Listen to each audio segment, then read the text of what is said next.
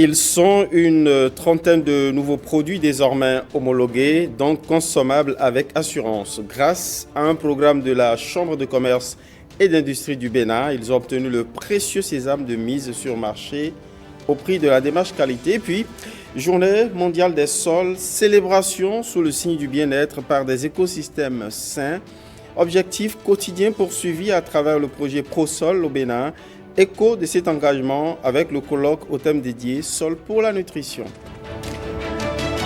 Championnat national féminin, ouverture de la saison 2022-2023. La cérémonie d'ouverture s'est déroulée ce dimanche au stade René Pleven. Dans les gradins, plusieurs autorités béninoises piquées d'intérêt. Bonsoir et bienvenue à ce journal décalé. Coupe du Monde Qatar 2022 oblige. Actualité Coupe du Monde Qatar 2022. Donc, il y a quelques minutes seulement, il y avait la victoire sans appel du Brésil 4-1 face à la Corée du Sud. Neymar et ses coéquipiers confirment ainsi leur statut de favori. Brésil-Croatie, ce sera donc la troisième affiche des quarts de finale. La Croatie est arrivée à bout du Japon au terme de la séance des tirs au but dans le premier match de la journée. Vous aurez les images dans nos prochaines éditions et sur tous les plateaux sport de la télévision nationale. Rencontre sans langue de bois entre acteurs du soja et le ministre du Commerce et de l'Industrie. Sans détour, producteurs, transformateurs et exportateurs de la filière ont exposé leurs difficultés d'exportation et de commercialisation. Complaintes et tentatives de réponse sur la filière soja, c'est dans le sujet signé Jennifer Sativi, Donatien Falola. De notre filière porteuse. Une séance qui se veut décisive pour les acteurs de la filière soja au Bénin. Face à l'autorité, ils font part de leurs doléances et des diverses préoccupations enregistrées dans leur rang, notamment suite aux récentes réformes opérées dans le secteur. Un dialogue franc a permis de mieux les situer. La durée des 2 mois, c'est pourquoi? C'est pour les transformateurs. Les transformateurs investissent. Nous avons ceux qui font de l'aliment pour volailles, pour bétail, investissent et se retrouvent sans matière première. C'est juste le temps qu'ils puissent acheter et que nous puissions donc, et vous-même, faire les formalités et nous délivrons les autorisations d'exportation. Après plusieurs minutes d'échange, les acteurs de la filière soja ont mieux cerné les contours et le bien fondé des décisions du gouvernement en ce qui concerne l'exercice de leurs activités. Rien n'est encore grave. C'est ceux qui veulent frauder là, ils ne trouvent pas le chemin maintenant pour frauder qui amène problème. Et l'État ne va pas permettre que nos biens sortent pour aller ailleurs, aller enrichir d'autres pays. Un compromis est ainsi trouvé. Producteurs, exportateurs et transformateurs entendent désormais accompagner le gouvernement dans sa vision pour l'atteinte des objectifs prédéfinis.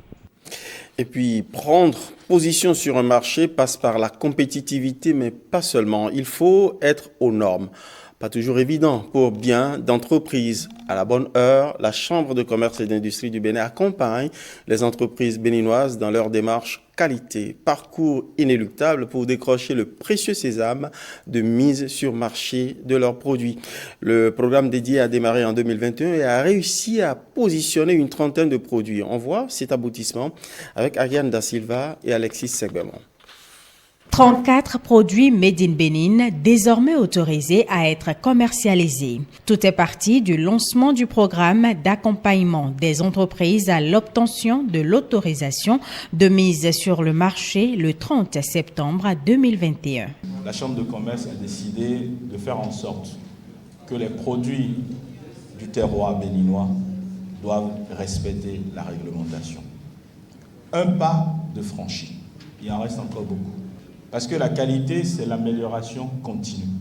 Pour que ces entreprises ne perdent pas les bonnes habitudes en matière de respect des normes de qualité, l'Agence béninoise de la sécurité sanitaire des aliments veille au grain. Il y a une fiche de suivi avec un planning bien défini.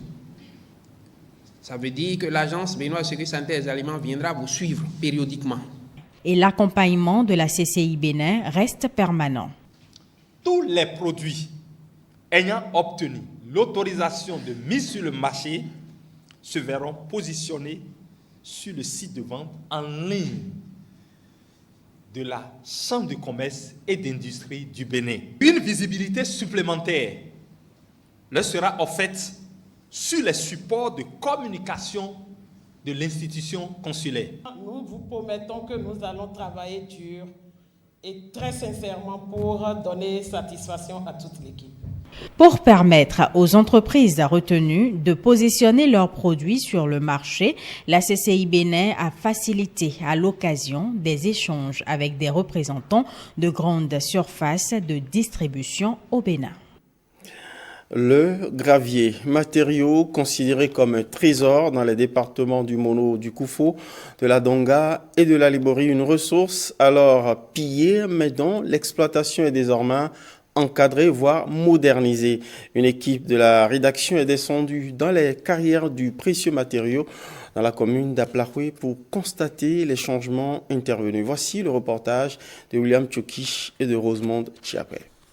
Vaste carrière d'extraction de gravier. Il se compte par plusieurs dizaines selon la granulométrie, une exploitation mécanique sur cette carrière de Matekwe dans la commune d'Aplahoué. Cette qualité dans le secteur du gravier roulé. Il y a plusieurs types de granulométrie. Et on peut citer par exemple le 5-10, c'est plus petit. Les 5-15 et puis les 15-25. Une première pour l'exploitation de cette ressource minière dans cette localité. Des engins lourds en plein travaux, la pelle pour la fouille, la crible pour le tri et les chargeurs de la matière première recueillie. Ça, c'est le 5-10. Nous avons un crible capable de produire jusqu'à 800 tonnes par heure. Une forte exploitation industrielle avec des impacts sur le couvert végétal, une destruction environnementale. Elle appelle aussi des restaurations selon le cahier de charges de la conformité environnementale délivré par l'Agence béninoise pour l'environnement. Si nous ne fermons pas les trous, nos engins même ne peuvent pas circuler pour faire une bonne exploitation sur la carrière. La restauration du site, nous sommes bien suivis par l'ABE qui nous rend visite chaque 3 mois et aussi le ministère des Mines qui nous rend visite régulièrement et nous donne des consignes, ce qu'il faut faire pour respecter l'environnement. Des autorisations d'exploitation, ils l'ont reçu aussi, ces hommes, dans ces trous baignants de grande profondeur. Depuis que le gouvernement actuel a voulu réformer le secteur minier, ça fait qu'il n'y a pas du désordre dans le secteur. Papier sur les yeux. Sinon, la direction était passée et ils ont aussi... Nous sommes en train de sensibiliser tous ceux qui font l'exploitation clandestine là pour qu'ils puissent quand même demander l'autorisation qui, ma foi, le processus pour l'obtention de l'autorisation n'est pas aussi compliqué que ça. Une exploitation artisanale, elle nécessite de la force physique, le tri est fastidieux et la moisson souvent maigre. Augmenter l'espace, au lieu d'aimer hectares, qu'il revoit si c'est sur 1 hectare ou bien 2 hectares, ce serait mieux pour nous. Les autres disent que c'est vous les autorisez là, c'est vous qui n'a pas voulu que nous aussi, nous on mange. Vous comprenez ce que je dis maintenant? Donc, les difficultés sont énormes. Hier, c'était une véritable vache à lait, une exploitation sauvage des carrières, les normes environnementales foulées aux pieds. Aujourd'hui, le secteur minier est mieux cadré avec des exigences administratives. Plusieurs localités du Bénin regorgent de cette importante ressource minière pour la construction. Du nord au sud, ces gisements s'étendent à perte de vue. Merci William Tchoki. Le maintien des écosystèmes sains pour le bien-être humain est un sujet planétaire. Au Bénin, le projet ProSol consacre la consacré plutôt à la préservation des sols est dédié à cette cause. À l'occasion de la Journée mondiale des sols, un colloque scientifique se penche sur la nécessité de bichonner les sols pour la nutrition. Les sols pour la nutrition, c'est le thème de ce colloque porté par la GIZ, organisme de coopération allemand, et la faculté des sciences agronomiques FSA de l'université d'Abomey-Calavi. Les enjeux avec Alexis Segbemon et Ren Ouiha. La perte de fertilité des sols est un processus de dégradation qui menace la nutrition. Selon l'Organisation des Nations Unies pour l'alimentation et l'agriculture FAO, un tiers des terres arables de la planète sont plus ou moins menacées de disparition. Conséquence, la production vivrière et la sécurité alimentaire sont de plus en plus compromises. Il est urgent de conserver les ressources naturelles, de réduire la dégradation des sols, de tourner vers l'intensification agricole durable et de promouvoir l'agriculture climato-intelligente afin d'atteindre l'objectif fin zéro. Et pourtant, la croissance démographique, la demande toujours plus élevée en nourriture et les intérêts divergents quant à l'utilisation des terres augmentent la pression sur les sols. Dans ce cadre, le Bénin s'est prioritairement comme ambition d'atteindre la neutralité en matière de dégradation des terres d'ici à 2030. La science doit aider les agriculteurs à utiliser les ressources de manière plus efficiente. Les engrais et pesticides doivent être utilisés judicieusement. La science doit compléter le savoir local et appuyer les pratiques agroécologiques à l'aide d'une meilleure combinaison des résultats socio-économiques et écologiques. Bien que l'importance des sols semble évidente, il est impérieux aujourd'hui plus que jamais de sensibiliser à une prise de conscience que le sol est une ressource fragile et non renouvelable. Transformation du poisson. On en parle à la faveur d'un festival, Glehouéhoué 2022. Les retrouvailles sur cette terre balnéaire de Ouida ont inspiré une conférence sur l'un de ses délices, le poisson. On a l'occasion droit à l'expertise d'un chercheur, le professeur Pierre Dosuyovo, sur des techniques améliorées de fermentation, de séchage et de salage du poisson. Les connaisseurs salivent déjà, sans doute. Voyons donc les promesses d'appétence dans le sujet signé Nicanor Kovi, François Zinsou. Pendant que Glehouéhoué bat son plein au loin, ici la fête se fait réflexion. Échange de bonnes pratiques entre un universitaire, spécialiste des procédés alimentaires, et ses femmes transformatrices de poissons. Le sujet, le langouin, poisson fermenté, salé et séché, a la réputation de condenser le senteur, cher au cœur des amateurs de sauce au goût bien relevé. Elles sont, à l'amont d'une économie nécessaire et à l'aval d'une croissance à partir de cette filière, dont une partie est la transformation qui donne le langouin. Pierre Dosuyovo présente sa technique améliorée, utilisant des caisses de séchage pour prévenir entre autres les invasions de mouches et des infestations de germes en tout genre.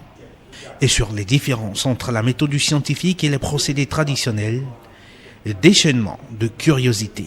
Du poisson frais au langouin qui agrémente la sauce. Le professeur Dosuyovo nous a appris tout le processus issu de ses recherches. Mais il faut l'avouer, cela vient remettre en cause beaucoup de choses que nous croyions savoir de l'art du langouin.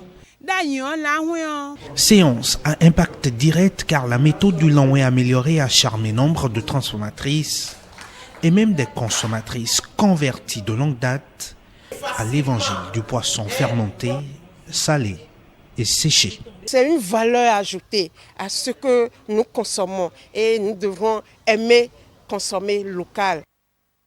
Reste à Ouida qui continue de pleurer, mais d'honorer l'un de ses éminents ressortissants.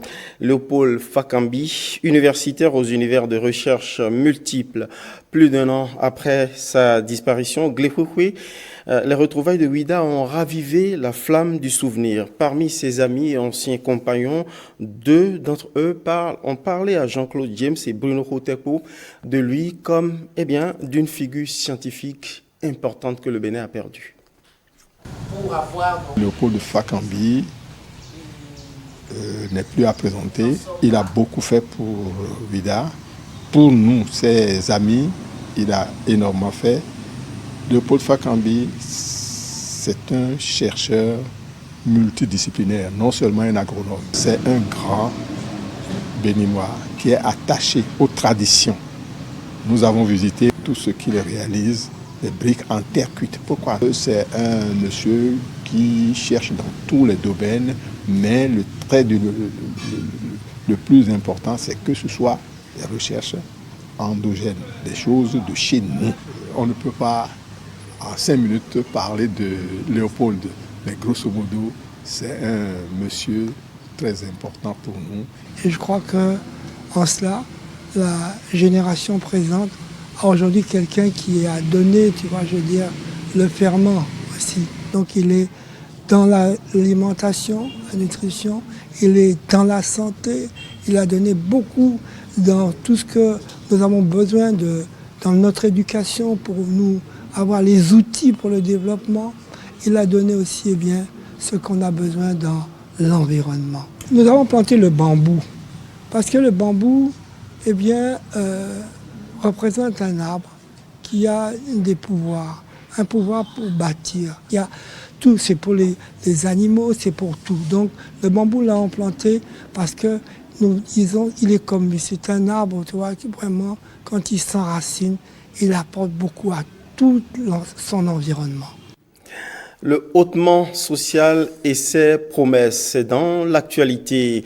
En attendant le grand discours du président de la République devant le Parlement jeudi prochain, il est annoncé pour demain une rencontre entre le président Patrice Talon et les centrales syndicales. Que va-t-il en sortir? Qu'en attendent les partenaires sociaux?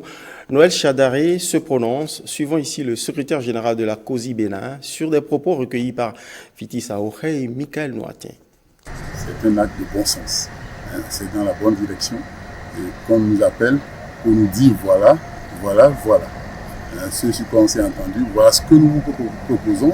Et d'accord, parti, on finira par nous entendre sur quelque chose. Donc, c'est une séance attendue par nous, mais davantage attendue par les travailleurs. Parce que les travailleurs n'en peuvent plus. L'attente est trop longue. Il y en a qui sont déjà désespérés. Il n'y a pas encore une révalorisation. Mais quand il va nous appeler, en principe, il fera l'effort, n'est-ce pas, de nous faire des propositions correctes, concrètes, et qui vont contenter tous les travailleurs parce que l'attente n'a que trop duré. Il y a déjà eu des pays où les travailleurs, n'est-ce pas, palpent ce qui est concret. C'est un des sonnants et trébuchants liés à la cherté de la vie. Nous attendons que ce qui va nous être proposé mardi soit concret et qu'on sente qu'on a tenu compte du coût de vie, la cherté, et qu'on a arrimé, n'est-ce pas, et les propositions d'augmentation de salaire au coût de vie. On ouvre une page sur la coopération. La Chine, bon partenaire du Bénin. Tenez, 50 ans de relations sans ombrage d'ailleurs. La Chine a exempté récemment le Bénin de taxes douanières sur la quasi-totalité des biens d'exportation en provenance du Bénin et de 9 autres pays africains. Écoutons à ce sujet le ministre des Affaires étrangères et de la coopération du Bénin sur la qualité de cette coopération. Aurélien Agbenonsi est au micro de Patrick Diossou et de Louis Koudobois. La Chine est un pays ami et ce pays est éprouvé. L'ancien président de la Chine, M. Jiang Zemin, est décédé. La nouvelle a été annoncée officiellement maintenant. Monsieur l'ambassadeur, je voudrais au nom du président de la République vous présenter les condoléances de la République, vous dire que le peuple béninois est solidaire de vous, est solidaire du peuple de Chine dans cette épreuve qui voit la disparition d'un de vos leaders qui a marqué votre histoire. Je suis souvent porte-parole de mon pays auprès des autres pays. Je voudrais aussi féliciter l'ambassadeur de Chine et ses équipes. le féliciter pour la qualité des relations entre nos deux pays. Lorsque nous sommes venus à la gestion des affaires publiques de ce ministère, la commission mixte entre la Chine et le Bénin ne s'était pas réunie depuis 17 ans. J'ai rencontré l'ambassadeur de l'époque et je lui ai dit qu'avant que le trimestre ne se termine, nous devrons organiser la commission mixte. Et l'ambassade de Chine à l'époque a marqué son accord et avant la fin de l'année 2016, nous avons organisé cette commission mixte et nous avons mis notre coopération sur de nouveaux rails. Nous avons essayé de trouver une manière d'accélérer, d'actualiser notre programme de coopération et je suis satisfait de ce que nous faisons ensemble, mais nous devons faire mieux, nous devons faire plus, sinon ce n'est plus l'excellence. Coopération, on en parle en feuilletant l'agenda de la vice-présidente de la République. Deux personnalités ont discuté de différents chantiers de coopération avec la vice-présidente de la République, la directrice adjointe de l'UNICEF pour l'Afrique de l'Ouest et du Centre, Mariam Tchabi Talata, a aussi reçu l'ambassadeur du Koweït près le Bénin. On fait le point de toute cette discussion avec Ricardo Loïc-Pekou et Yves Agodopassi. En visite de travail au Bénin, la directrice régionale adjointe de l'UNICEF pour l'Afrique de l'Ouest et du Centre est allée recueillir auprès de la vice-présidente de la République du Bénin les orientations stratégiques devant aider à mieux positionner le prochain programme de coopération dans la dynamique de réalisation des droits des enfants et des jeunes du Bénin ainsi que du développement socio-économique du pays. Nous sommes vraiment véritablement alignés sur la priorité que nous devons donner à l'éducation comme un secteur de transformation pour la société et aussi, surtout, l'éducation des filles. Comment l'école peut être un milieu où on apprend de savoir, mais aussi de savoir-faire et des compétences pour l'avenir. J'étais très impressionnée par l'accent que l'on met à l'enseignement technique et professionnel. Nous avons aussi discuté de la question de la protection, surtout de la jeune fille, de sorte que tous les dangers qui touchent beaucoup la jeune fille en particulier, que l'environnement soit favorable à ce qu'on lève ces barrières et ces défis. Les relations diplomatiques entre l'État du Koweït et le Bénin préoccupent aussi la vice-présidente de la République. L'ambassadeur du Koweït près le Bénin est allé échanger avec la vice-présidente de la République sur les différents aspects de coopération entre les deux pays. La coopération entre les deux pays date de très longtemps et ceci a connu un peu, c'est-à-dire a été un peu retardé par rapport à la survenance de l'épidémie que nous avons connue, mais nous avons quand même discuté par rapport à ça et échanger également sur les différents moyens pour pouvoir permettre le renforcement de cette coopération entre les deux pays. L'ambassadeur de l'État du Koweït près le Bénin entend multiplier les audiences avec la vice-présidente de la République afin de renforcer véritablement les relations entre les deux pays.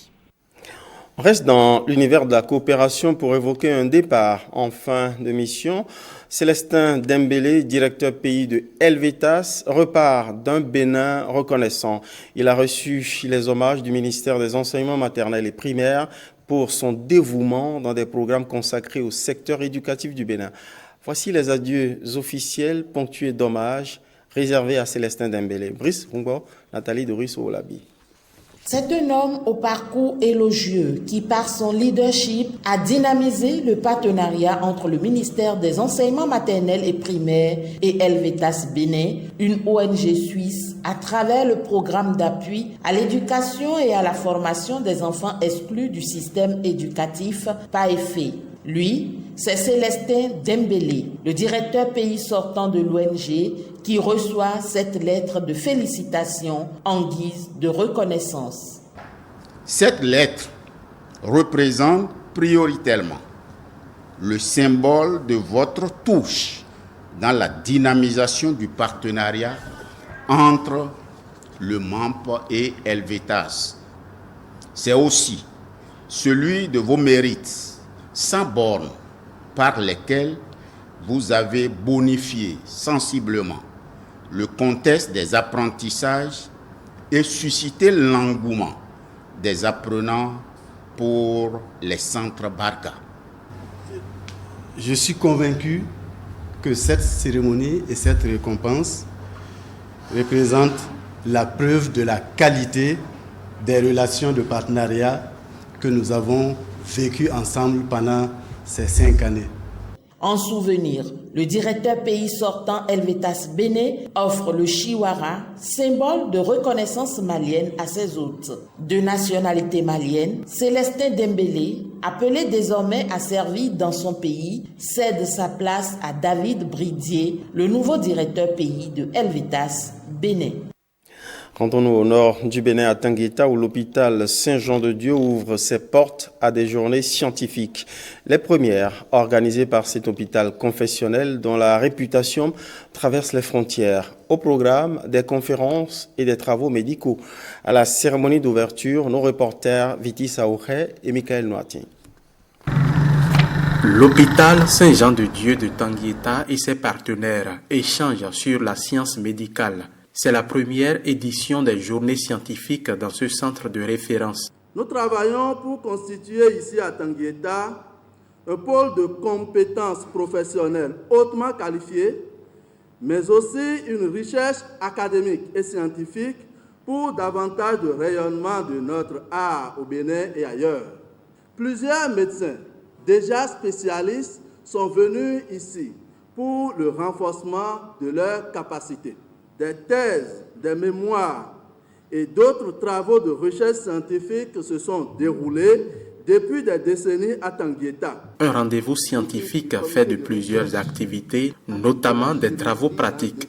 Il y aura des conférences présentées par d'éminents conférenciers, le professeur Salifou de Parakou, le professeur Charles-Henri Rocha de GFMER, et il y aura aussi des communication scientifique présentée par d'autres collègues sur le thème qui est la pratique de la chirurgie avec spécificité de la chirurgie vaginale. Les journées scientifiques de Tangueta, c'est aussi une exposition de produits pharmaceutiques. Médecins, chirurgiens, infirmiers, sages-femmes et partenaires sociaux participent à ces journées. C'est une très bonne initiative, c'est la première journée. Je crois que si on ne l'avait pas imprévu, il faut désormais, dorénavant, faire cette activité parce que c'est une occasion d'échange. Vous savez, la confédération qui est la mienne est une confédération qui est essentiellement ancrée dans le secteur de la santé, de la santé et de l'éducation. Et donc, je suis avec des docteurs, un panel de gens qui sont dans le secteur et qui participent et qui apportent leur contribution à cette journée. La première édition de cette journée dure 2 jours à l'hôpital Saint-Jean-de-Dieu de Tangueta. Cette formation sanitaire a 53 ans. Actualité politique. Dans un peu plus de 3 semaines, la campagne pour les législatives 2023. Que font les partis politiques sur le terrain? L'Union progressiste Le Renouveau a sorti un outil de communication. Il s'agit d'un journal. Son directeur de publication parle de sa pertinence. Rebecca Kouadinou et Louis Kouroubo l'ont rencontré. La création du journal L'Union répond à 2 impératifs. D'abord, elle est d'essence légale parce que la charte des partis prescrit à tous les partis politiques d'animer la vie politique. Et deuxièmement, c'est un devoir moral pour chaque parti de travailler à la formation de ses militants. Pour un parti qui veut une existence pérenne, doit effectivement contribuer à la formation et à la conviction des partis. Le journal L'Union se veut donc cet instrument qui va désormais donner la clé de décryptage de l'idéologie du parti, de son offre politique, mais aussi pour assurer la visibilité des actions du parti sur le terrain. Nous avons également publié dans ce premier numéro la liste complète de tous les candidats du parti aux élections législatives, accessible à tout le monde. Il est édité à 5000 exemplaires et distribué sur l'ensemble du territoire national par l'entremise des coordinations du parti. Donc au niveau de Cotonou, si vous allez à la direction du parti au niveau de la place Bulgarie, vous pourrez vous en procurer.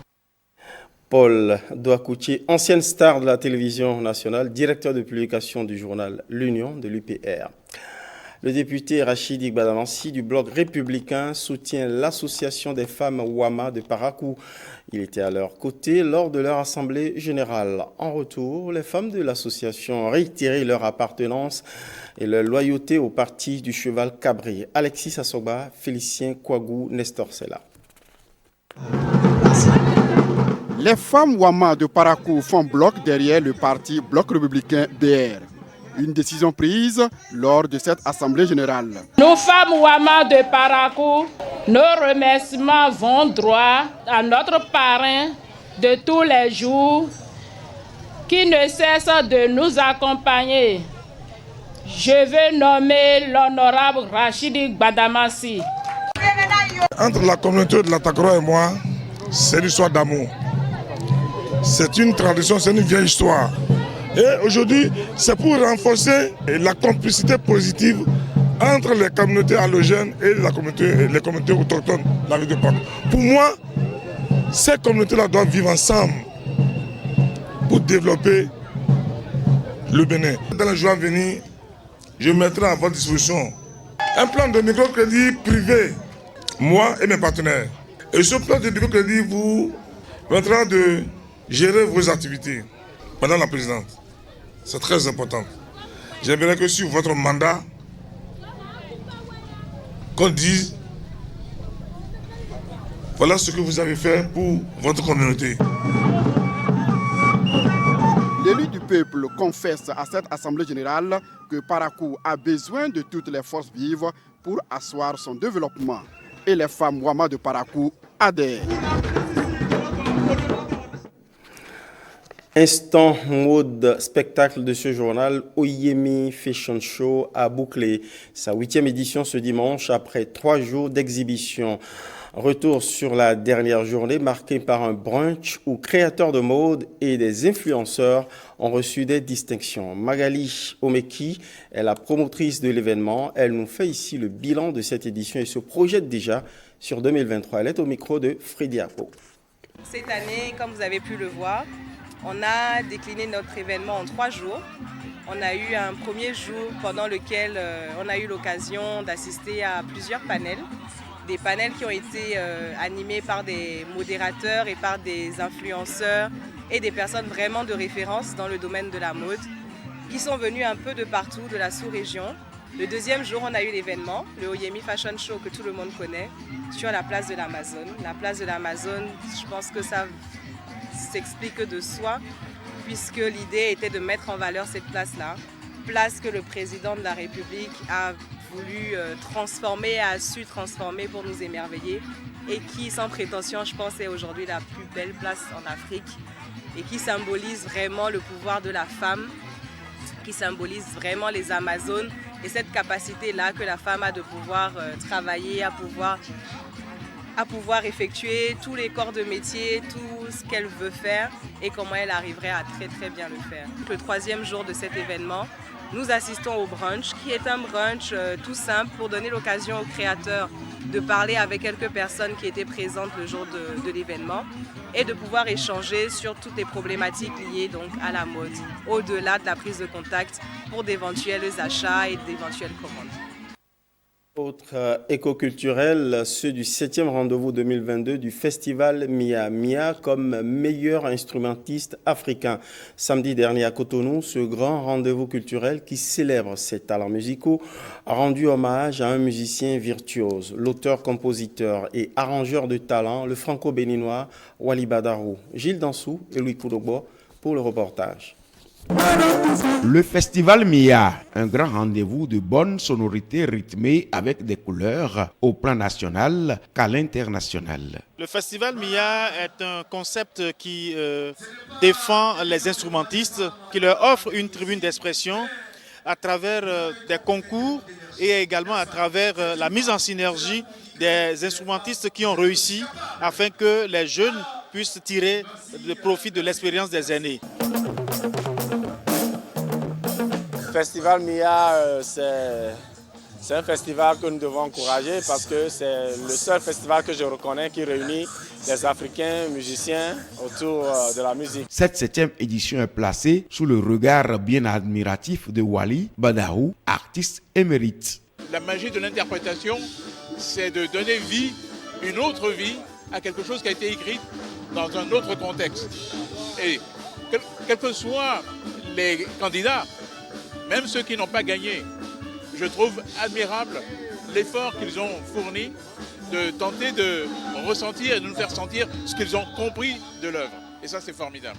Que d'honneur. J'ai commencé la musique en Côte d'Ivoire et aujourd'hui, mon premier prix que j'ai eu, c'est à Cotonou. Et c'est comme si on me donnait la clé d'une porte qu'on va ouvrir pour une autre histoire.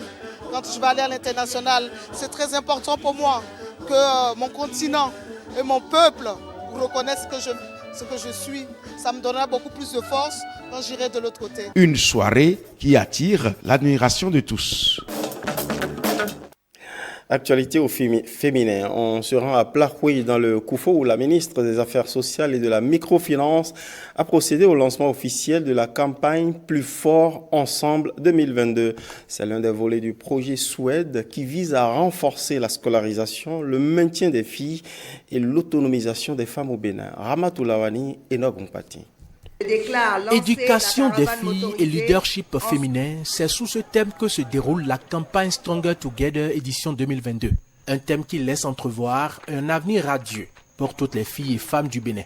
Le lancement de cette campagne de communication pour un changement social de comportement dénommé Stronger Together induira à coup sûr les changements de comportement au sein des adolescentes et adolescents.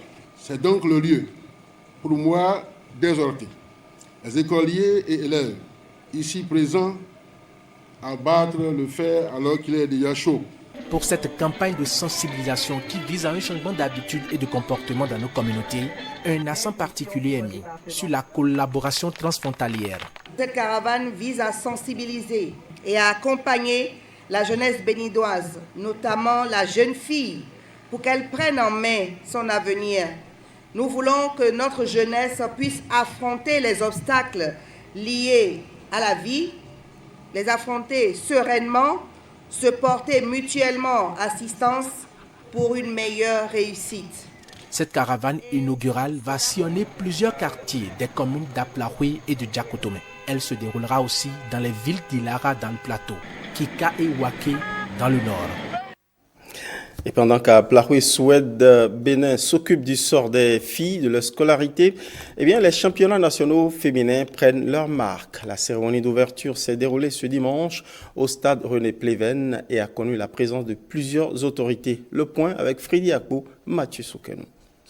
C'est sous les yeux des autorités de la Fédération béninoise de football que s'est ouverte la cérémonie de lancement de la saison 2022-2023 des championnats nationaux féminins de première et deuxième division.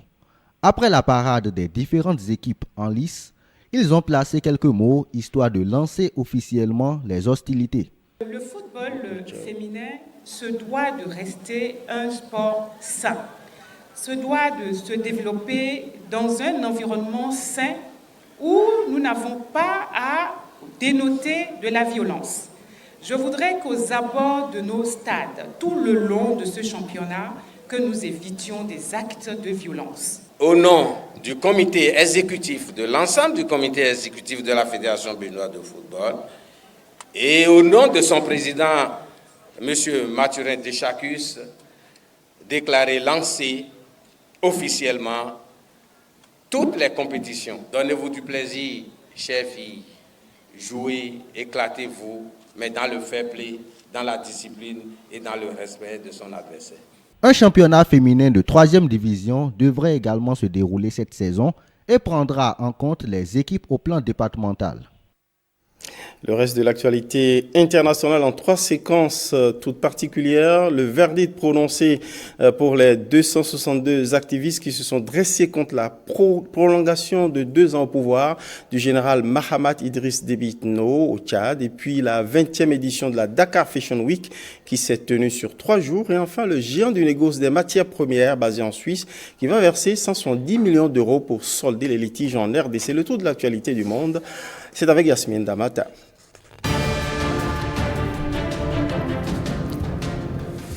2 à 3 ans de prison ferme. C'est la sanction pour les 262 manifestants tchadiens arrêtés lors d'une manifestation contre le régime. Le verdict s'est prononcé à l'issue d'un procès de masse à huis clos, sans avocat et sans médias indépendants. Le procès a pris fin vendredi et le jugement n'est rendu public que ce lundi. Les 262 prisonniers sont arrêtés en pleine manifestation alors qu'ils répondaient à l'appel de l'opposition contre la prolongation de 2 ans au pouvoir du général Mahamat Idriss Déby Itno.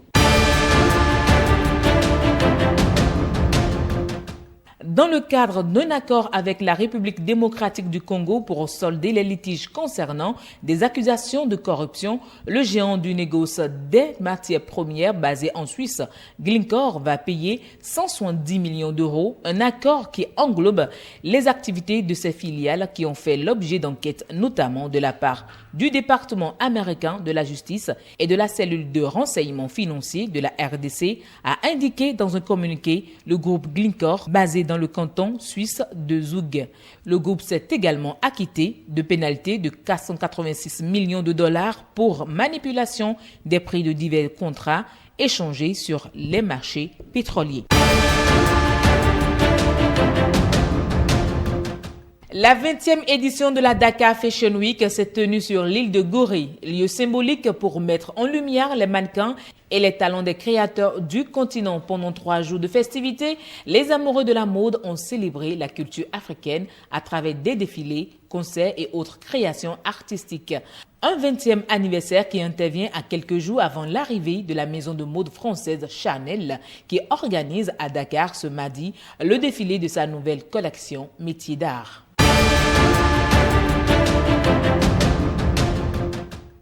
Terminus, nous descendons de ce journal au long cours. Merci pour votre fidélité. Merci à toutes les équipes qui ont contribué à sa livraison. Bonsoir chez vous.